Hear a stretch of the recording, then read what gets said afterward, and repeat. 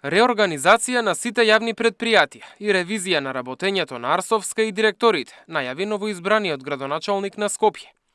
Ѓорѓиевски рече дека во следните денови ќе назначи нови кадри кои ќе ги водат предпријатијата и вети дека тоа ќе бидат одговорни и подготвени луѓе кои ќе се вложат максимално. Ќе започнеме најпрво со чистење на градот затоа што тоа е најнеопходно.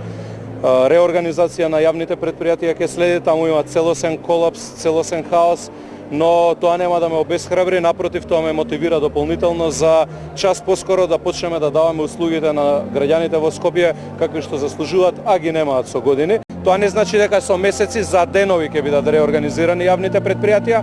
Граѓаните најдобро чувствуваат во каква состојба се предпријатијата, преку нечистите улици, преполните контејнери, нередовниот превоз, запуштените паркови. Синдикатите се едногласни дека Ѓорѓиевски го чека многу работа, а проблемите се многубројни. Според Суткос, долговите на сите предпријатија достигнуваат и до 50 милиони евра. Нема ниту едно јавно комунално предпријатие на територија на град Скопје кое што не е во долгови.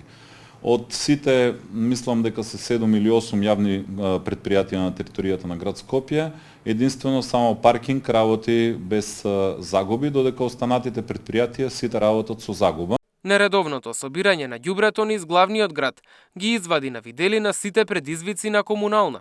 Проблемот во ЈП комунална хигиена е немањето на опрема за работа на работниците, немањето на резервни делови за камионите, стариот возен парк кој што постои во ЈП комунална хигиена. 80 возила на комунална се расипани и не се користат. Слично и бројката на автобуси кои стојат паркирани во гаражите на ЈСП.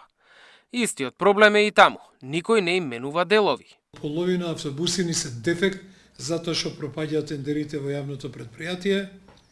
Многу возила лежат за инјектори, за дизни, за компјутери, можда веќе и за гуми, не знам, не сум сигурен. Трагично е да гледаш автобус што лежи за 1, 2 или 3 резервни дела.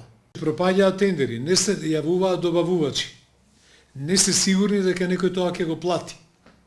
На ЈСП не му фалат само автобуси. Стојановски сведочи дека возачи си одат, а нови тешко се пријавуваат на огласите. И тие автобуси да ги средиме, да успееме да ги поправиме, да ги сервисираме, може ќе се соочиме со фактот дека ќе немаме доволно возачи.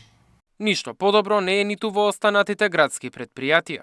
Флораком кој што работи на подигање на зеленило во град, на територијата на град Скопје, нема материјал за работа, односно семиња, тресет и така натаму. Водовод се соочува со недостаток на оперативен и технички кадар. Во последните 2 години предпријатието го напуштија околу 280 вработени.